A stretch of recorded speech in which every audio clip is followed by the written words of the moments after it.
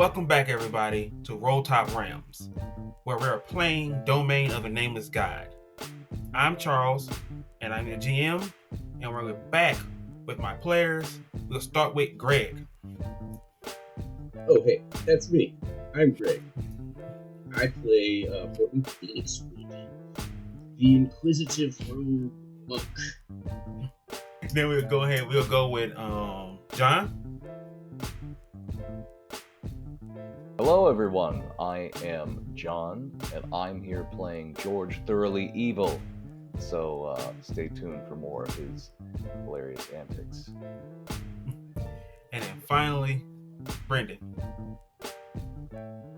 What's up, everybody? I'm Brendan. I'm going to be playing Rollo Ulfson, a gigantic barbarian who's going to be solving every problem he comes across with his mighty axe. Hopefully. His rolls go well. So, before we get started, I have a little topic I kind of want to go over. Let's kind of like what got everybody into tabletop RPGs. It's kind of I feel like it's kind of a niche hobby. So I would like to know how did y'all find this? We'll start and go in the same order. Great. Okay. So when I was a kid, I was big into Magic the Gathering, like from middle school through high school. I mostly played video game and computer RPGs. I didn't even really think about tabletop role-playing games, tabletop RPGs. It wasn't until I had started working at a job where I was pretty much alone the entire day. It was just me. I had my earbuds in. I was listening to podcasts and stuff. And I came across a podcast. I don't even think it's around anymore, called Drunks and Dragons. And it was just these 4 friends that would get drunk and play Dungeons and Dragons. And they played through a whole season. I think they only really had like 1 or 2 seasons. The GM managed to keep them on track for the whole thing, and I thought that was great. And I was like, I want to play this game. I want to have friends that play this game. And so that was probably about 10 years ago now. And so yeah, that's what got me on my journey. And the first tabletop RPG I played was the Star Wars role-playing game by Fantasy Flight called Edge of the Empire. It's still one of my favorite games. It's what got me here. Actually meeting the friends I have in my circle now. It's pretty awesome. Cool. What about you, John? So for me, that started early in high school. One of my friends was just like, hey, so you guys ever play Dungeons and Dragons? And I was like, no. Like, that stuff's probably kind of boring, honestly, because I had very, very low, patience for stuff that required me to think at the time. And then, I tried it begrudgingly, and, we were sitting there eating all these snacks and just drinking tons of soda, and then my friend kind of gets into the gritty. He sets up the story. He has music going in the background and natural sound effects and stuff like that. And he really took his time, and he got me invested. Against my will, he got me invested in Dungeons and Dragons, and I had an amazing time, and I would constantly bother him hey, when are we going to play Dungeons and Dragons again? Because I want to play, and he's just calm down, I have to keep writing. So he would have to write all of our stuff basically from scratch, and it was fun. I had a lot of fun with it, and so I've kept up with it since then because of my good friend Curtis. If you're out there, thank you. Oh, shout out to Curtis. I hope you're a subscriber. And lastly, we go with Brandon. Well, for me, I've always been really into big open world RPG games. Growing up, I played the hell out of Skyrim, Fallout, Dragon's Dogma, all of that other stuff. And of course, I grew up watching Stranger Things as well. And for those of you who don't know, D&D plays a big part in Stranger Things. Shout out to the writers of that show. And I'd I hope always there's heard, subscribers too. yeah, I hope you all subscribe. And I'd heard, I'd heard really great things about this game and all of this stuff originating from Dungeons and Dragons, but I just never had the opportunity growing up. And then a couple years ago, it turned out my lovely wife, she got involved with a group locally and said, "Hey, I'm going to go to this session. You want to tag along?" And I go, "Okay, sure. I'll come along and watch how to play and everything like that." And then I just kind of steamrolled from there. And here I am a couple years later DMing my own sessions and correcting people when they make a mistake.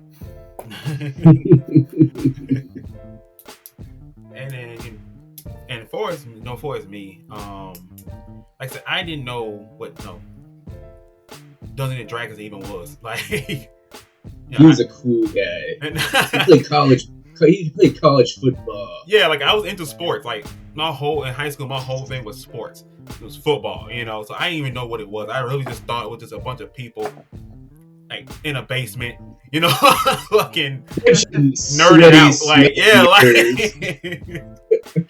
and it took for me like getting to a podcast. It was, I think the podcast is named Not Another D&D Podcast.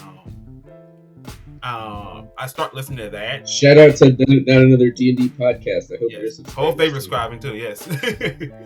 And like, and I realized that this wasn't just a bunch of people at a table battling. It was actually storytelling. And I really just got caught in the story, and it's like, man, I really want to play this. But like I said, because of my background, I didn't have nobody that wanted to play, And one day, like I said, at the job, Greg came up to me, talked to me about it, and then he, let me join the show. And like I said, I've been having a blast ever since with it. Yeah, it's awesome. I'm always happy to find like a kindred spirit that's like never played before, but like suddenly it's just like, oh, I really want to get into this. And it's so much fun, and it's fun seeing them have fun too. So yeah, I'm so grateful for all my friends that I get to play with. All right, so since we got that out the way, we'll go ahead and get into it. Okay, if we must. Banter over.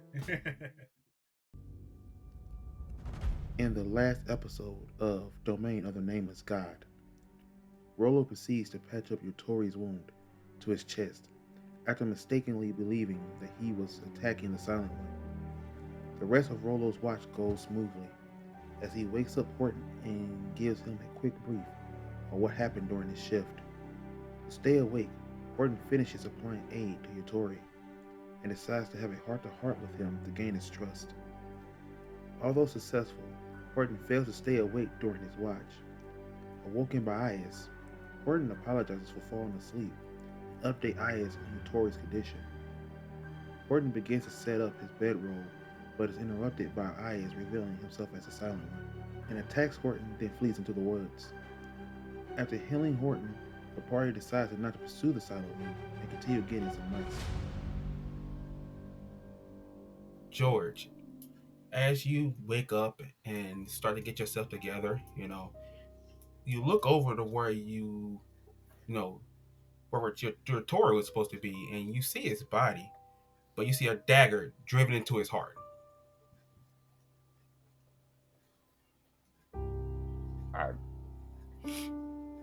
Everyone, wake up! Wake up! Tori, he's dead. Jesus! Someone stabbed him.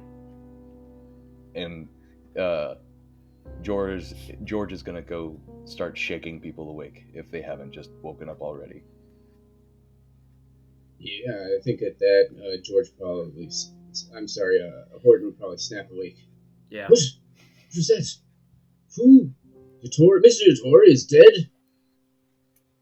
Yeah, he's got a whole knife in there, like right in his chest. It's crazy. The whole knife? Yeah, Not just the tip of it. Hilts and everything. all the way down to the hilt.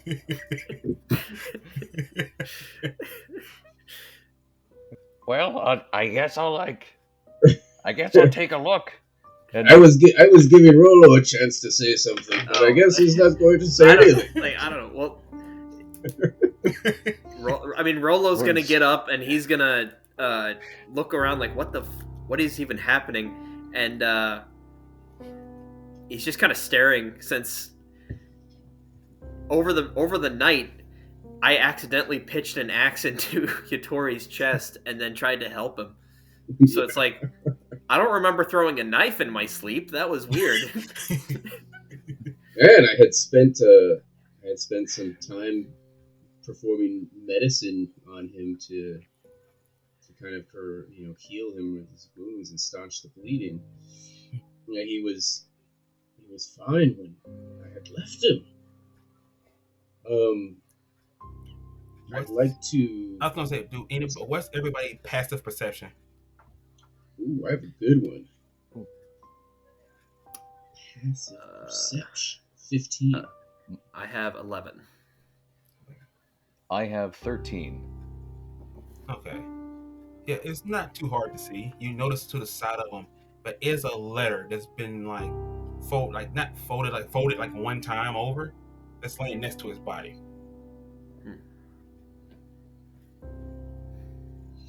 Okay. So, Horton, would you like to take the lead on this one? You're kind of the investigator, I should think, of our group. You probably should see it first. Yes, thank you, George. Yes, I'd love a chance to investigate this. So just doing a cursory glance over everything using first my passive for investigation is a 17. Okay. Do I notice anything passively? Just kind of my eyes start darting from just zigzagging across, scanning the scene from top to bottom, where I see. Do I notice anything immediately with a passive 17? No.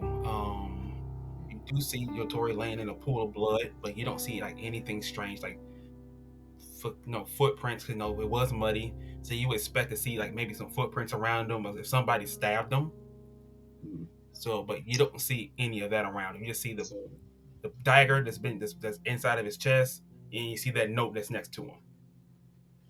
Okay, so there's no footprints. No. Besides our own. Alright.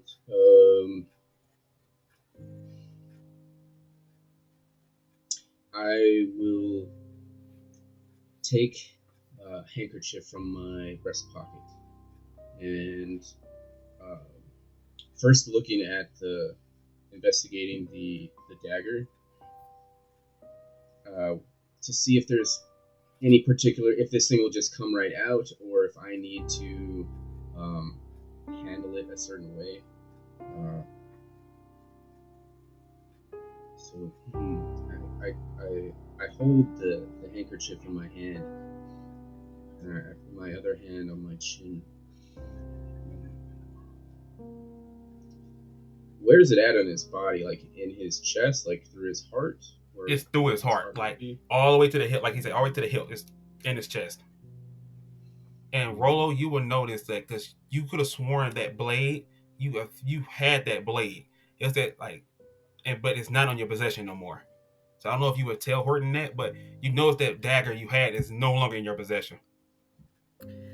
Yeah, that's kind of what I was about to say. Is I'm gonna check my bag to see if that dagger that I procured earlier was still there.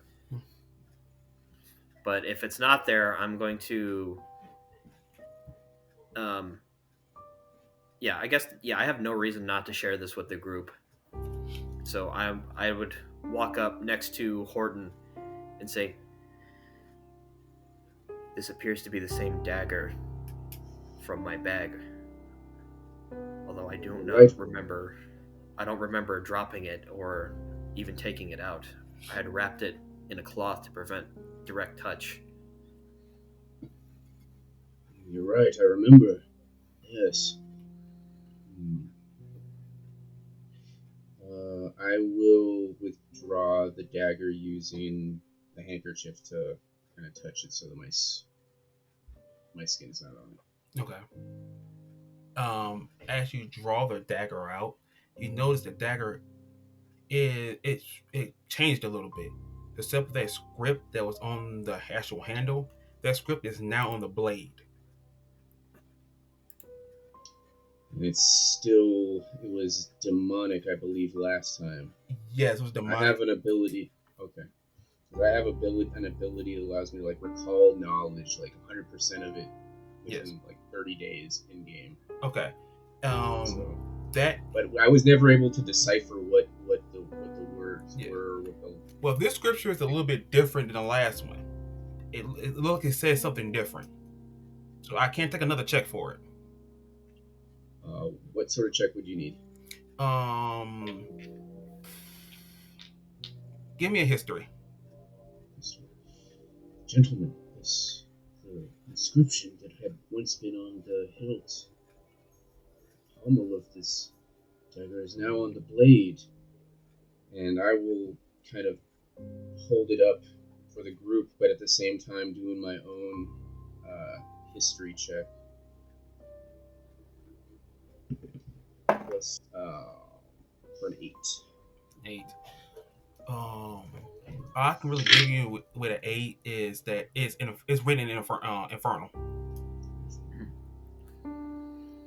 George, did you? Oh, I'm sorry, Rollo. Did you know how to speak Infernal? Yes, I do.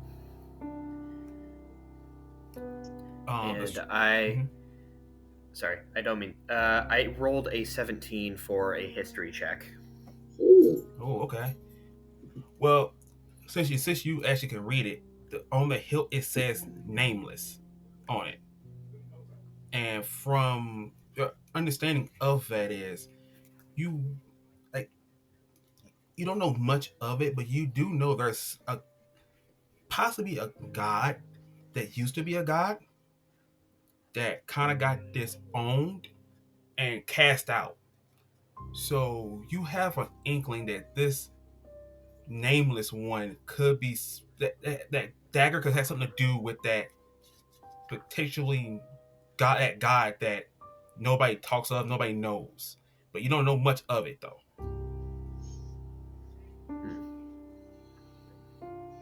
Okay, so I'll explain this to Horton and George, saying,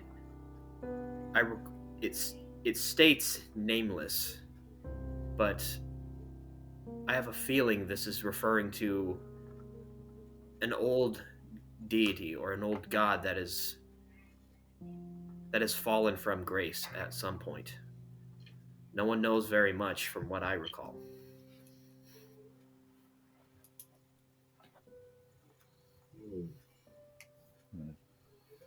That's foreboding. Let's get out of here. Yeah, the children will be suddenly fine. Don't feel very comfortable anymore. Are y'all gonna leave the note that was next to your Tory? No, I want to investigate the note. Okay. I didn't want to handle it directly. Yeah. I feel that Horton is very precautious. He doesn't want to contaminate himself. Yeah. He doesn't want to contaminate the evidence. It could be anything, like any number of spells could be cast upon that letter. Gentlemen, if you don't mind, I would like to handle it more carefully. And in my pouch, I'll pull out a set of forceps. Okay. And if I touch it this way and move it over, can I open it? Yes. So when you I'll pick up the letter and put it on a rock nearby and unfold it using the forceps. Okay. The letter reads, "I told you something about this place that wasn't right. I wanted to leave. I warned y'all. But y'all didn't listen. You get what you deserve. Now I'm leaving to be with Akatosh. to be with the one I want to truly be with. Good luck. Okay. So Greg thinks that Mr. Yatori killed himself using this dagger. He went into Rollo's satchel, grabbed the dagger while we were sleeping, and killed himself.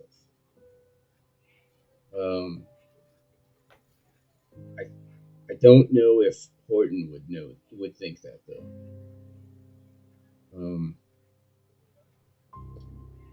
But that's my immediate thoughts. Gentlemen, this seems to be somewhat of a goodbye, farewell, and maybe suicide note left by Mr. Yatori.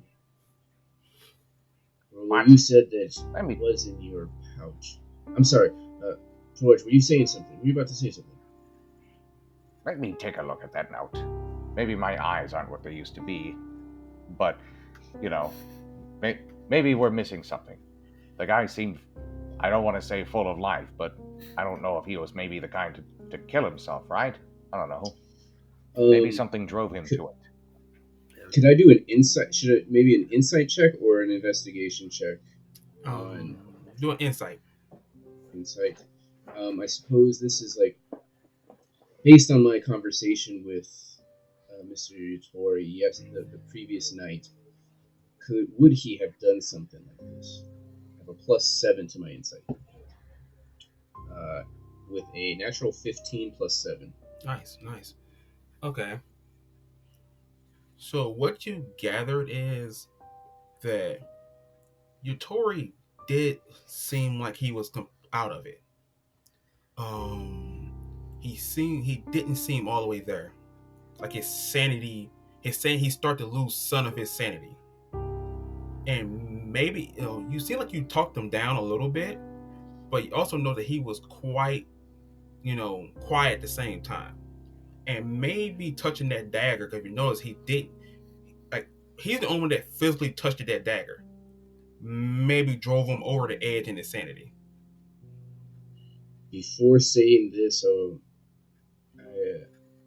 I wait to hear what George was going to do or say. I mean, maybe he was quite touched in the head. Sorry.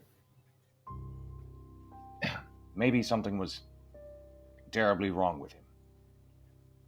I struggle to guess, but I know we all had some crazy nightmares that made us see things lately. And I don't know. I'm just coming to grips with an all-around terrible situation. Maybe it's best if we drop this and move on.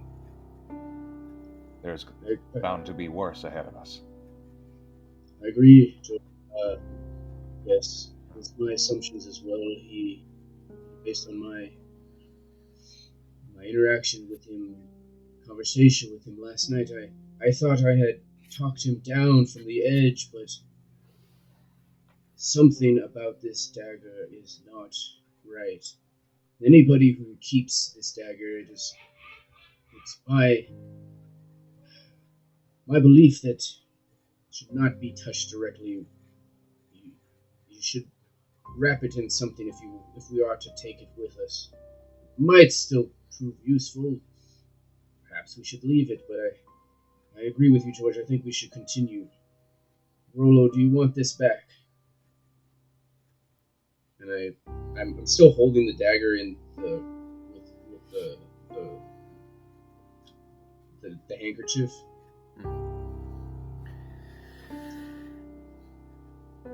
I believe that we should probably take this with us, but I completely agree. To touch this thing is an unnecessary risk. I will take it back, but if you'll allow me, I'm going to take further precautions this time to secure it in case it goes wandering a second time. Absolutely. What do you need? May I help? I should have everything I need in my bag. Oh, I have an idea. I can go and procure a pelt from the nearby game, and that way we can wrap it in hard leather, and it should secure it. Yes, very well. Are you going to go alone then? I should be able to find something very quickly by myself, yes. Many feet make loud noise. I will not argue against that. Nope. Okay. Alright, so I will gather up my bedroll and things like that and head off northward for a short distance, and then start looking around for any form of animal or something that I could use as a wrap. I lean over to George. Plus, my stuff is only a plus one. That would be useless hunting. Well, you know, we can't all be great at everything. I don't blame you. But you should try harder. Try harder. And, all right, Brandon. Yeah, I guess. Go ahead. Oh, I'm sorry. Well, I was gonna say, Rollo is heading off and packing things up, but I think that Horton would also see his cue. So okay, let's pack things up, and so he'll pack up his things as well. Okay. All right, and Brandon, you said you was going north to find what are you trying to find? Trying to see if there's any local game that I can hunt and use for pelts, or if there's any natural resources I can find, like thick grass moss or something like that. Something really secure that I can wrap this dagger in. I think you what you want to use survival for that, maybe? What do you for think? Tracking? For tracking, yeah. Yeah, I would definitely use survival. Okay.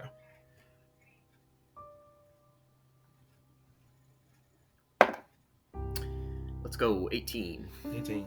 Yeah, you definitely see plenty of just thick, just moss all over the place. Like, this forest is got plenty of it. It's riddled in moss. Yes. As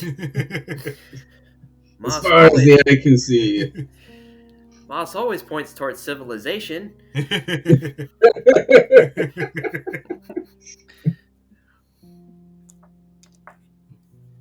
So I think you're able to gather that with no problem. Okay.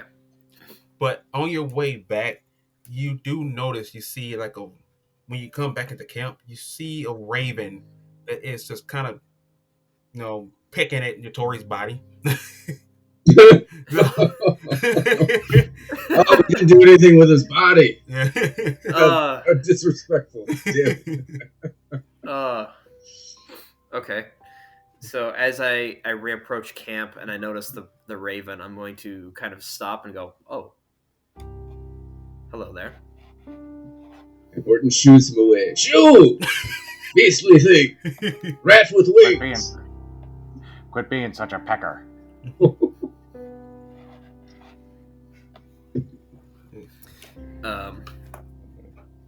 Do I notice anything special about this bird, or is it just it's a raven that's just pecking on Yatori? It was just pecking, and then Horton tried to shoo it away. It kind of just go it'll leave, and then just come back around, and just giving him a bombastic side eye. Yeah.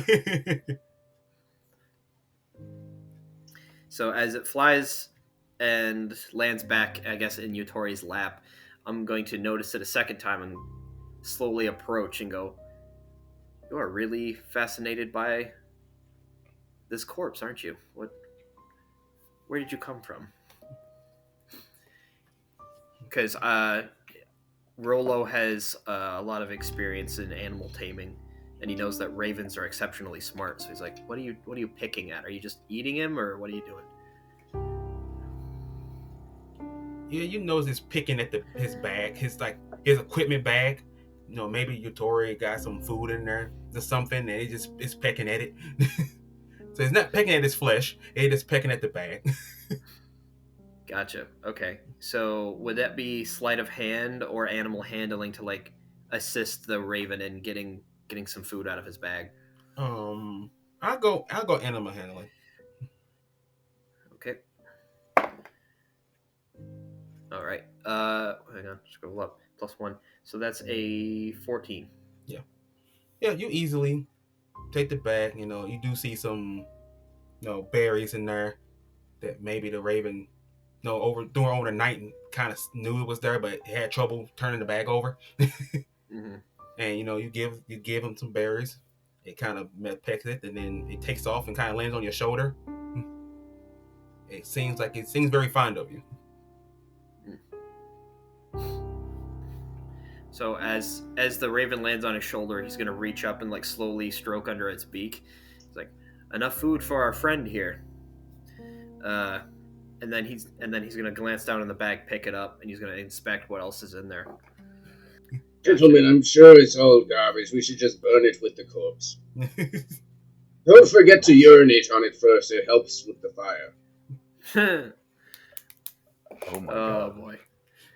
All right, so if there is an amulet in the bag, I'm going to take it out and just kind of set it on top of Yatori's head, not like put it around his neck or nothing. Just set it on his head and pat, and then drop the bag and go back to the raven. So it's like, so what's your story? As I'm like trying to like play with this bird and be like, hey, you're pretty cool.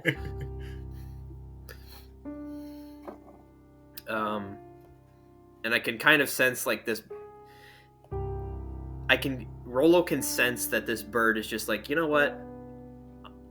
You seem really cool, and you're not trying to fight me and like shoo me away like that other guy is. So I'm gonna stick on your shoulder.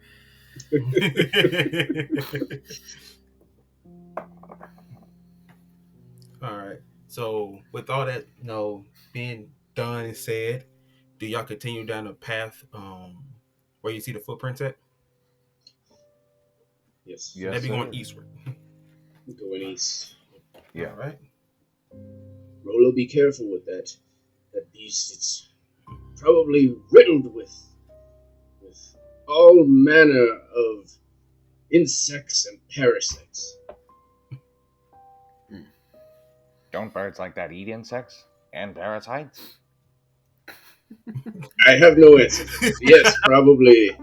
I'm sure they eat something other than dead bodies and berries. Fair enough. Well, All right. What should we do with the body? Do we want to do anything with the body? Like something? I guess we should just like. It would be disrespectful to leave him to the elements, so I guess we could just drag him over to that bog over there. Leave him in the slightly covered in mud. So at least, Yes, you know, George. he's not just Tie a rock exposed to to him the so that elements. he sinks. And we must tie him to a weighted object so that he sinks into the bog.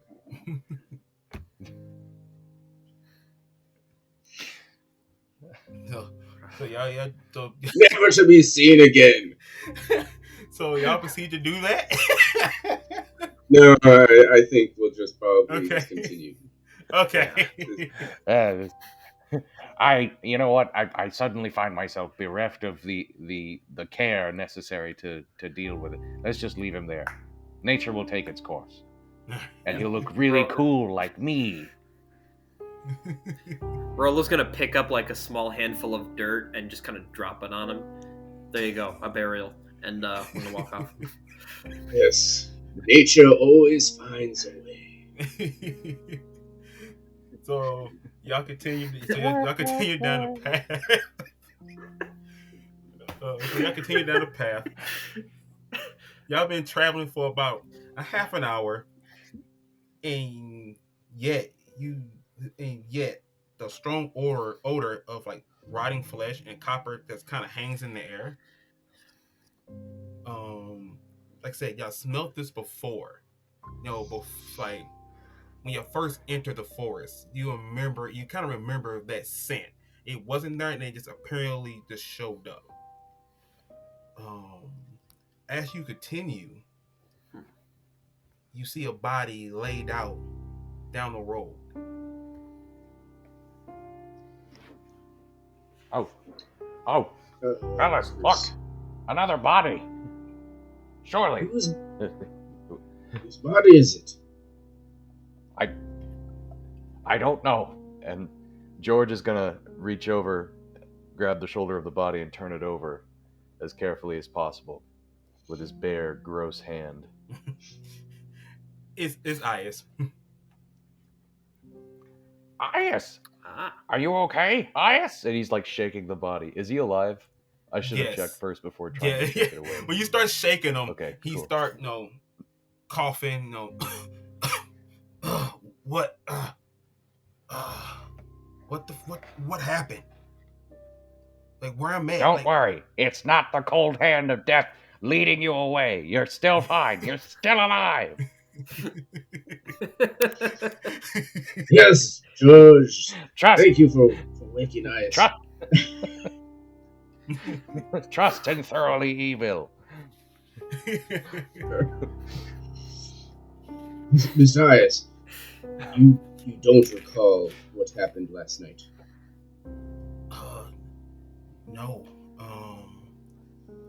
My last the last memory that I have was we entered the forest and I remember the bodies that was hanging on the trees, and then from there it just blankness. Are you injured? Besides, I don't. I'll do a cursory. What should I do to check to see if he's injured or not? If I can do any kind of medical treatment on him. He doesn't seem injured. I mean, like physically, you don't see any like blood, any open wounds or anything like that. It seemed like he was just unconscious. You slowly sit up. You may have suffered a concussion. I will fill you in with what happened last night, and I recount the story of how while I was watching over Mystery Tori, how Ias had transformed into this creature and attacked me and then ran off. Okay. That's not good. I know y'all talked to Sister Cavan's Fall. Did she mention anything about the Silent One to you? I know we have a brief discussion, but like, what else did she tell you about that creature?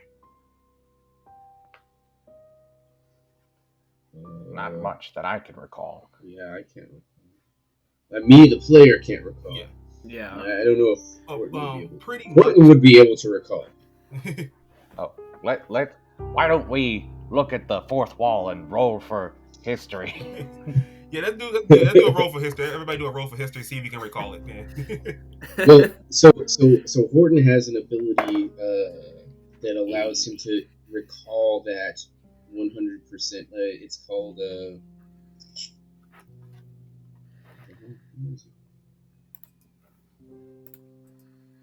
I have rolled a 6. I thought I did. Okay, never mind. Yeah, George, I think you were still traumatized from what happened to you when they tied you up. I'm feeling so much trauma right now. You said a history check? Yeah. 19. Okay. Natural 18 plus 5. Nice. So both of y'all remember Sister Cavan's Fall pretty much saying that thing, she didn't truly believe in it, but she did tell you from what she had heard about it that this thing kind of serves as a I wouldn't say like a general of some kind, but like from what she heard that this thing serves something and it hunts in the name of that thing, and it's just rumors. She just thought it was just rumors, and she know there's a cult that follows this particular thing that roams around.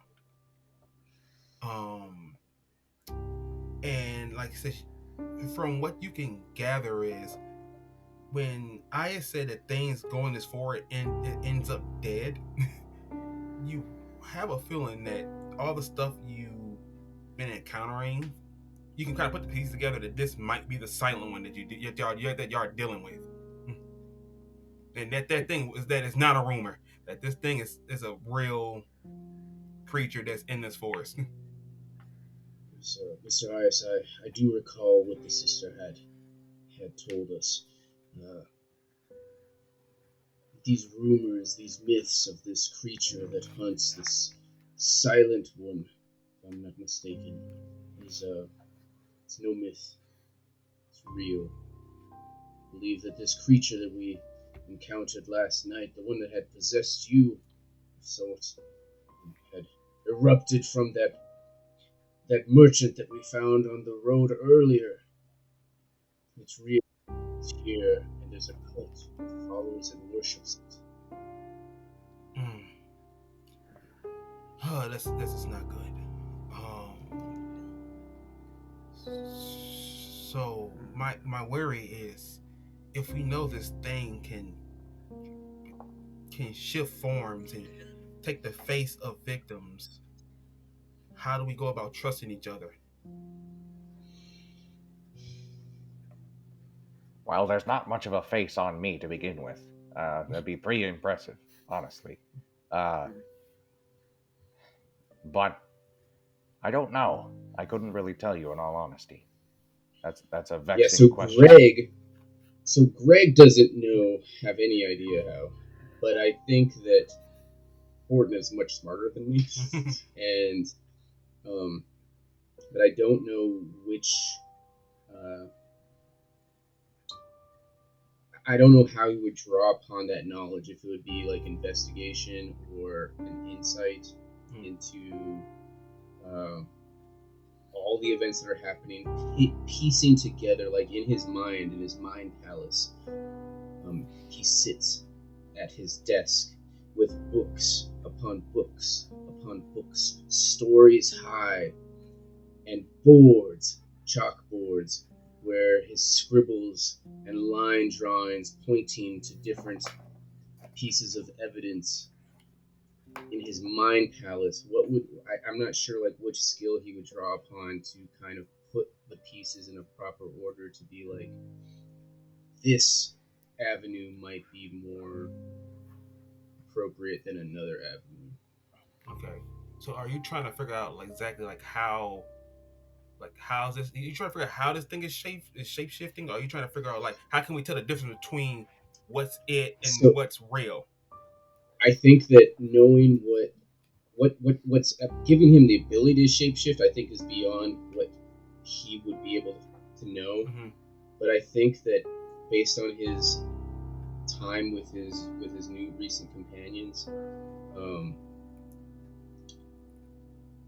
and like how he would be able, how we could figure out a way to distinguish if we're real or not. Okay.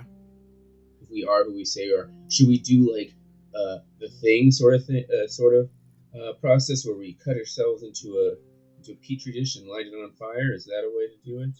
Okay. I don't know if you're familiar with the movie The Thing, but that was John Carpenter's The Thing from, I believe, 1980 something. So I would think, I mean, y'all can put your suggestions on this, but I'm thinking either between intelligent or a wisdom check. Which one y'all think would be better for trying to sort that out? Let me make a biased decision based on my own stats. Yeah, so I'm pretty good on both wisdom and. Sorry, what were you saying, Brendan? I was saying it doesn't matter which way for me. I've got the same plus to it, so. Yeah, likewise. Same. Yeah. So what are we talking about here? Yes, Rollo. I also have the same stat bonus as well. If that's the case, let's go investigation then. That's the deal. No, actually, let's go. No, I'll say investigation. My bad. Let's go wisdom. So insight or a flat wisdom check? Let's do flat wisdom. Gosh. Cool. Okay. That is only a 9 for me. That's with my modifier. I rolled an 11. Okay. All right. So I rolled a 10 D20 plus with my one. +1. I was really hoping for an insight because I get a +7 of it. Oh no. I rolled an 8, so I got 9 overall. All right. I could. Oh no, we're screwed. You said, well, you. We're boned. Well, Greg, you said you talk about insight. How can you how can you justify that? So if you were to go insight, how would you justify using insight? So the way Horton would view insight is based upon my experience with Rollo and George. I've pieced together their mannerisms, their nervous tics, their voice intonations, the way they communicate physically and verbally. And so the way he's thinking about it is more psychologically and mixed with like just the way they communicate, sort of thing. Okay. It's like obviously Horton can't read their minds, but he can read what they're saying, their verbal communication and their physical communication. Okay. So if that makes sense, I'm asking, did that make sense to everybody else? If I give him that, would that make sense? Mm-hmm. Yes. Okay. Then, yeah, go ahead and make that roll then, Greg. Okay. I would like to use inspiration, please. No. I rolled a 1. I rolled a 1. So that would be a total of 8. One less than my previous number. You should have just let it ride. You know what? I'm thinking. I think that Horton is just thinking way too much about it. I think that Rollo probably comes up with something before I do. Okay. It's because I'm clearly thinking too much about it, and I'm just in my own head, and I'm just like maybe moving my eyes are closed. And I'm just moving my finger around in space, and Rollo probably sees me doing this and comes up with a much better idea. Go ahead, go ahead, Rollo. Give me an insight roll then. Okay, so let's see. Dirty 20. All right. Yes. See, I told you. Horton was just thinking way too hard about this. Oh, that was almost a 9. But it was a 19, so I'll take it. But so Rollo in his head, he's thinking the exact opposite. Instead of trying to like overanalyze everything, he's going to go, you know what? On a base level, we are all animals, and animals can we can feel when there's danger present. So if we're relying on our instincts, and if something just doesn't feel right among the party or among each other, then we should go with that feeling. Okay. So with that, what you know, with that, animal instinct, right? You kind of know that some predators don't hunt, heads up. They just don't attack their prey. They go after the weakest or the one that's by itself.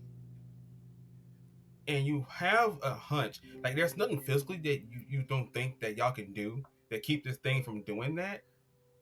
But you have a feeling that this thing is picking on either the weakest of the party or if you're there alone. And if they're alone, maybe he'll take the farm and come back to the party, and do what he gotta do, and then get the hell up out of there. So from your instinct, you realize that that maybe this thing is just picking the weakest thing in the back in the pack. So a strength in numbers type deal. Okay. So Rollo's going to explain all of that, like his method of thinking to the other two, and he's like, whatever this is, we all hold the best chance by sticking together. Since this thing can clearly take whatever form it chooses, we must always be watching each other's backs. I agree, Rollo. Just like Maybe you're right. the Griffin Riders uh, yes, the port city of Waterdeep. The Griffin Riders have a concept of wingmanship.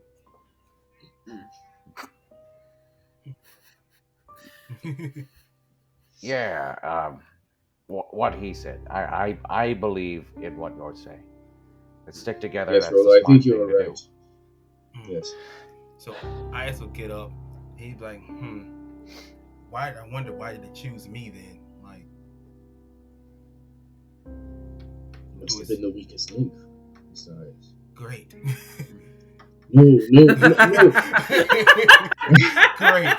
No insult to you, Isaias, but you did say that your own child had been taken. I understand that, but I'm a damn monster hunter. I hunt fiends, and they think I'm the weakest. Well, sometimes we all have our off days. Maybe your mind just was in other places and it took advantage of that. You know what I mean? Precisely. We're not perfect. Exactly as George is saying, your mind was on the health and well-being of your child, not in the moment, as it were. I don't believe it's physical strength that counts in this scenario. It might be mental or willpower. Exactly, yes. That's well put, Rollo, well put. Alright, makes sense. Alright, so where we head? We still headed east?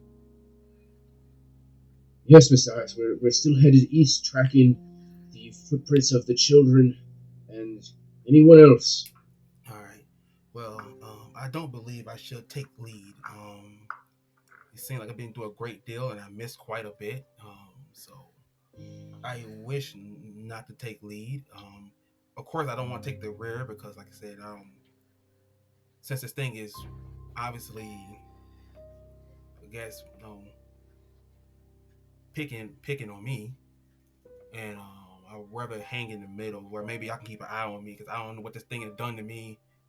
I seem fine, but if y'all saying it's a mental game, I don't know what this thing has done, mentally to me. So maybe I can kind of hang out and maybe somebody can keep an eye on me, as we move through we move ahead. Yes, gentlemen, if you don't mind, I can take the lead this time. Then, yes, That works for me. All right. So for the marching order, how y'all proceeding? I know Horton, you say you're taking lead. I'll take up the rear. I was about to say either I or George can take up the rear, so that way we can at least watch our six as we move forward. I can follow Horton. I can be second in line. All right. And then we'll put Is. That means Is will be behind you, and then they'll put George in the rear. All right. Yeah, don't you worry, Is. I've got your back. Thoroly'Evil's got your back. I thank you.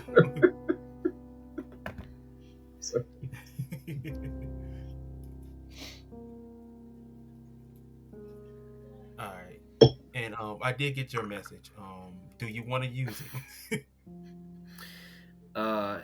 At this point, yeah. Okay. So actually, this might fucking work out.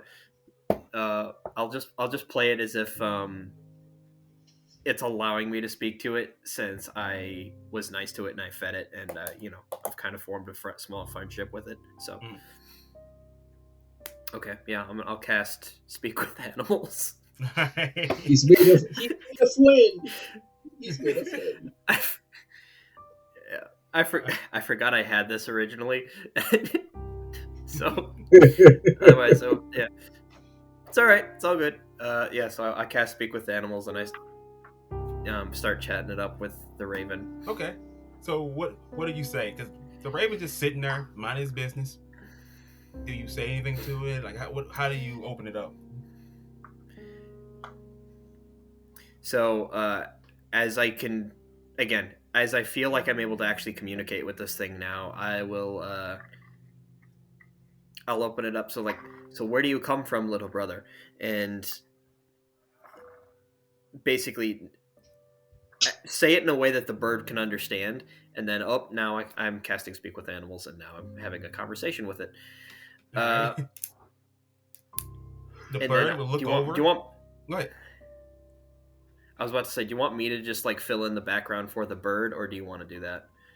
I can do it for now, but later on you can fill in the rest. But this was kind of just an introduction. I can do it.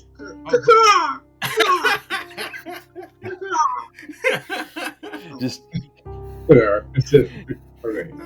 you do your best Gilbert Godfrey impression. What? Oh no! No, I'm bad at impressions. It's not a parrot. It's a fucking yes, raven. it's a raven. It should sound like Edgar. It should sound like Edgar Allan Poe. Okay. I've never heard that guy's voice once in my life. That's true. I haven't either. Yeah. No. But I do know what Gilbert Godfrey sounds like. Yeah. You know what? Was it Christopher Lee who did a bunch of like live readings of Edgar Allan Poe stuff? Have him speak like Christopher Lee. How about that? That'd be badass. Yeah, Charles, have him speak like Christopher Lee. You know what? I'm gonna have one of y'all do that. I'm not doing that. Like if you go to the show, I'm not doing that. So who wants to volunteer? I'm not gonna do it. Huh? You'll get what I give you. All right. Greg, if you want to do that, I'm gonna send you something real quick so he can answer all your questions. Because I am not doing that. Fine. Thank you, DM. So I'll ask him. So basically, yeah, exactly what I said. Where do you come from? Like, are you from this area? Do you know where stuff is locally, or are you just flying through, as it were? Oh yeah, mate. I'm from this area. Where are you from? Originally, I'm from the far north, but from your dialect, I can tell you come from the Isles. No, mate. I'm local. I was born here. Well, at Come least from the frigid north, eh?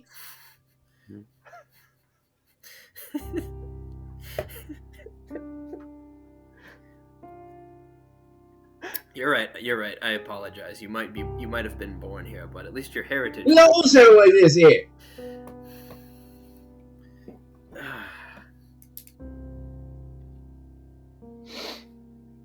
So, do you know if there's any like caves or towns or anything nearby aside from that one village? And I'll point in the direction of the town we started at originally. Aside from over there, what do you know if there's any places of civilization or things where people might be? Yeah, mate. There's a bandit village down that way.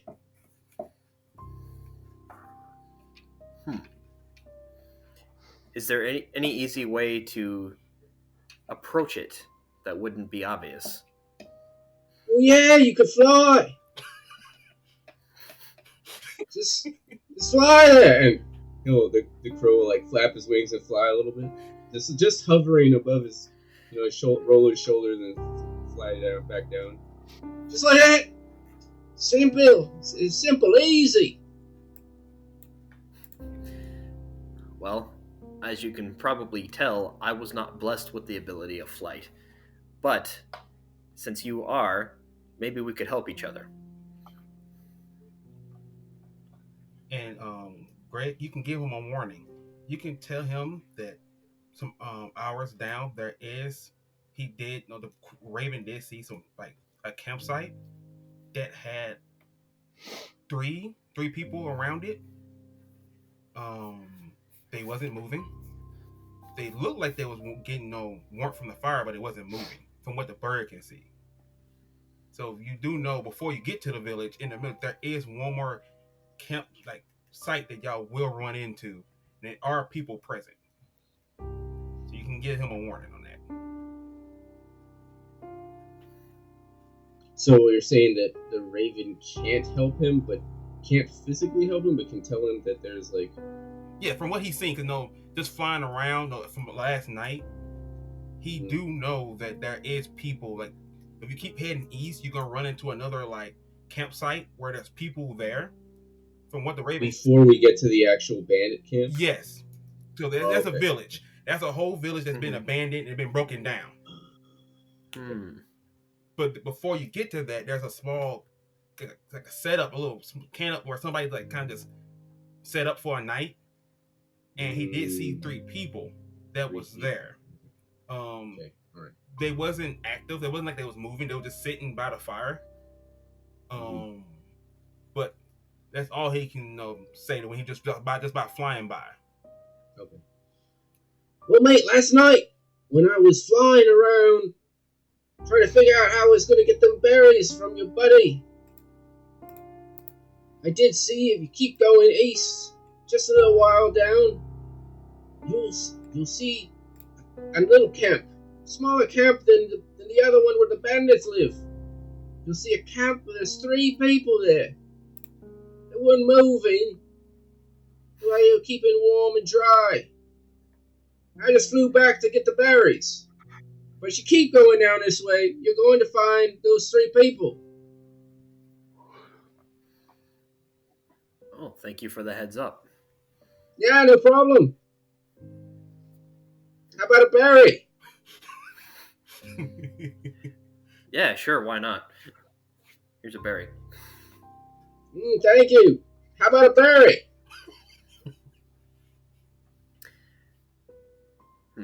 Maybe if you continue to help us out, I can get you all the berries you want. Probably for the best. Berries give me diarrhea. Sorry about your back. It's okay. I'm used to a hard life. It'll wash out. I had diarrhea all over your back. I prefer you didn't tell me that. I prefer not to have diarrhea, but here we are.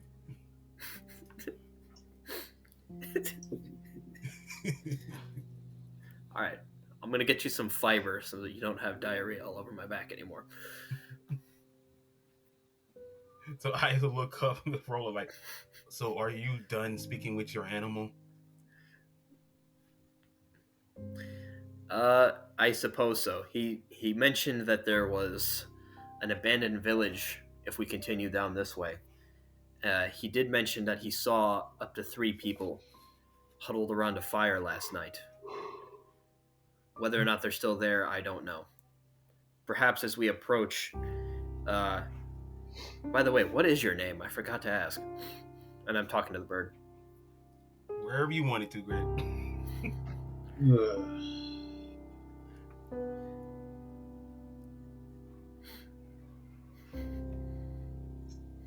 One second. Okay, here we go. Name's Donk. Donk, okay. He meant maybe if we can have Donk help us out, I could use his assistance and survey the area before we make our approach. Okay. If you do that, you can give me a perception check with advantage. Mm-hmm. Me? No, or Brendan, because I think the Raven, or no, Brendan, because Brendan got B sense, mm-hmm. where you can see through the Raven's eyes. Oh, okay, yeah, gotcha. So yeah, up to an hour, as long as I concentrate, I can see and hear what the Raven sees and hears. Although I am blind and deafened to my own surroundings, so we'll just have to find a spot that's safe and then have him fly over so I can see what's going on and relay that to everyone else. So it sounds like we use the Raven's perception. Do I need to pull up the Raven's stat sheet or check? I can pull that up if need be. Okay. All right. Okay, here we go. Perception is +3.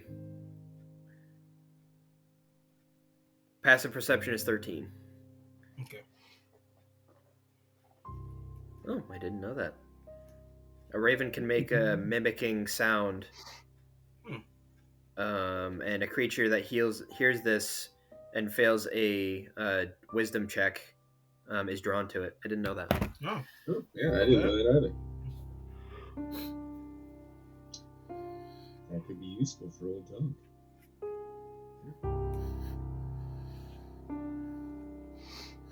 So I'm gonna turn around and look past Ias towards George and go, what do your non-eyes see behind us?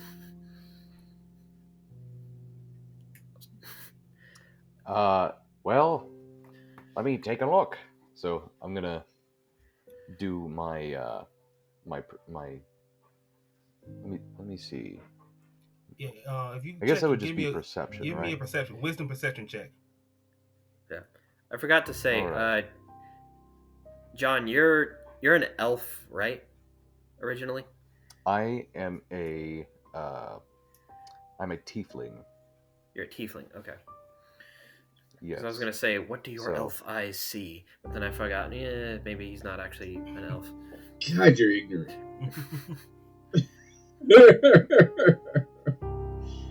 I had forgotten he was a tiefling completely because he said he has a human skull in appearance. Mm. And the whole time I'm But thinking it's like 'cause of- Skeletor.